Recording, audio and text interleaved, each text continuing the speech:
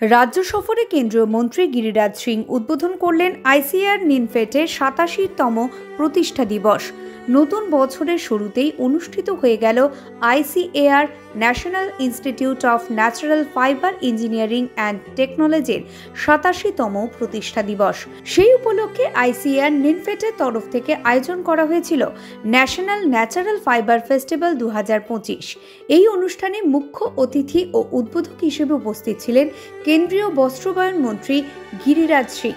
এছাড়াও এই অনুষ্ঠানে ছিলেন এগ্রিকালচারাল ইঞ্জিনিয়ারিং আইসিএআর এর divisional director doctor S N. Jha, doctor Narsaiah Kairam, ADG ICAR নিনফেটের ডিরেক্টর ডক্টর ডিবি শাক্কয়ার, জুট কমিশনার কলকাতা মলয় চন্দন চক্রবর্তী প্রমুখেরা।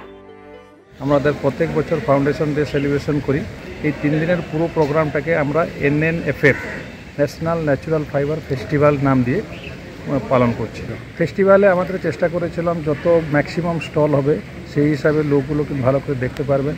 এইবার আমরা 40টা স্টল করেছি। 40টা থেকে যদি আপনি ক্যাটেগরি করবেন, ম্যাক্সিমাম স্টলগুলো ছিল কিন্তু আমাদের আর্টিসানদের জন্য, যারা এখান থেকে ট্রেনিং নিয়ে আত্মনির্ভর হয়, বিভিন্ন জিনিস নিয়ে এখানে দেখালেন।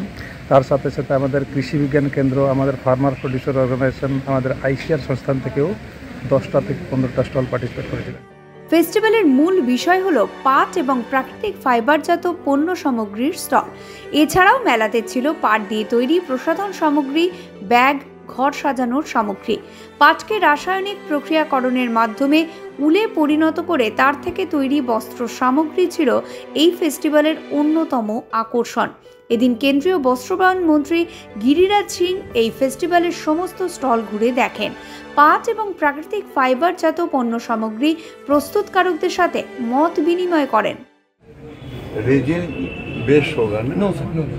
बिना रेजिन का कैसे? किस चीज? Natural fibre rubber. Natural rubber. ये भी फूल सॉल में हैंडलूम में बनाए। ये जो है सर जूट को, ये कितने माइक्रोन का है? ये जूट है सर। ये जूट है जी sir. Woollenised jute and colour 8 pound का है, चाहे 8 पाउंड का होगा। 100% जूट से, लाइक दिस रॉ जूट। 100% ये इससे बना है, सेम है, सेम स्ट्रक्चर है, सेम सब। এই অনুষ্ঠানে এসে পাট এবং প্রাকৃতিক তন্তু প্রক্রিয়াকরণজাত সামগ্রী বাজারজাত করার উপর বিশেষভাবে জোর দেন কেন্দ্রীয় মন্ত্রী। তিনি আরও বলেন যে দেশের মধ্যে পশ্চিমবঙ্গ সবচেয়ে বড় পাট উৎপাদনকারী রাজ্য। প্রায় 4 লক্ষ চাষি এই পাট চাষের সাথে যুক্ত।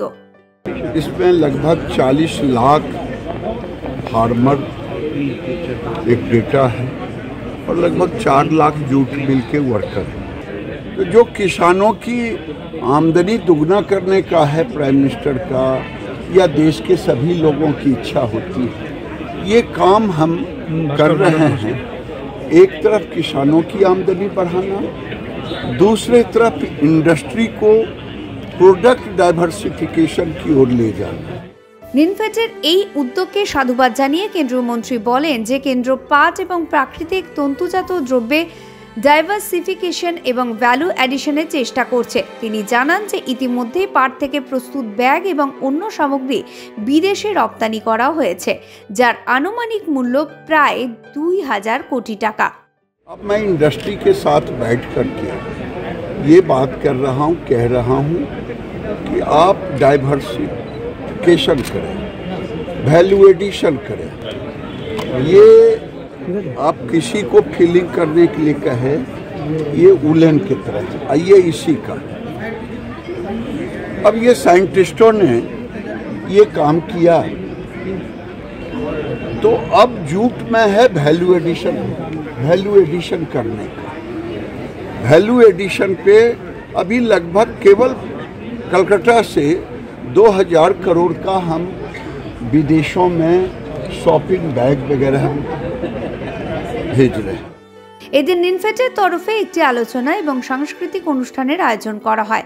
পাটজাত পণ্য উৎপাদন ও বিশ্ববাজারে তুলে ধরার ক্ষেত্রে নিনফেটের ভূমিকার কথা তুলে ধরা হয় এই আলোচনা সভাতে।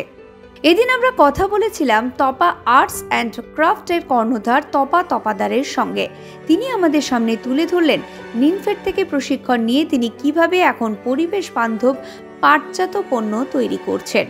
জুটে যেমন ব্যাগ হচ্ছে, টেবিল ম্যাট, রানার, জুয়েলারি, হ্যাঁ, তারপরে পট হোল্ডার, মানে যত রকম হয়, ফ্লাওয়ার, হ্যাঁ, এরকম সব। তারপরে আমাদের যেমন পেন স্ট্যান্ড আছে, জুটের অনেক কিছু তৈরি করা যায়। ইকো ফ্রেন্ডলি প্রোডাক্ট, হ্যাঁ, এটা জুটের যে কোনো জিনিস ব্যবহার করলে আমাদের পরিবেশের ওপরে এর কোনো ব্যাড এফেক্ট পড়ে না। শুরুটা আমার ওই 2015-তে আমাদের সেন্ট্রাল গভর্নমেন্টের একটা বিজ্ঞাপন বেরিয়েছিল যে 3 মাসের একটা ট্রেনিং হবে।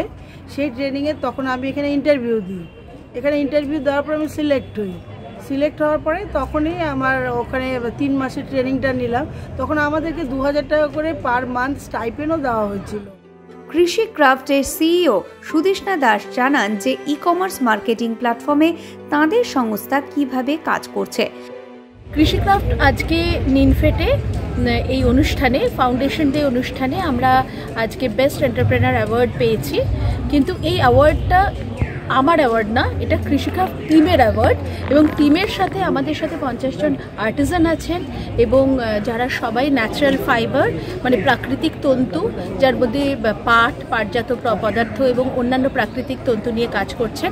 তারা খুব সুন্দর হাতের কাজ করেন। আমরা তাদের জন্য একটা মার্কেটিং প্ল্যাটফর্ম তৈরি করি। আমরা কৃষিক্রাফট এবং মানে আমাদের ICAR নিনফেড একত্রিতভাবে একটি প্ল্যাটফর্ম, ই কমার্স প্ল্যাটফর্ম এবং মার্কেটিং প্ল্যাটফর্ম, যেটা ভবিষ্যতে বিভিন্ন স্টোর এবং এক্সপেরিয়েন্সিয়াল মার্কেটিংয়ের মাধ্যমে দেশ বিদেশের মানে ক্রেতার কাছে এনাদের প্রোডাক্ট পৌঁছে দেবে।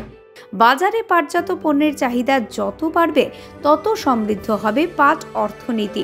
কলকাতা থেকে সুব্রত সরকারের রিপোর্ট, বিজনেস প্রাইম নিউজ। জীবন হোক অর্থবহ।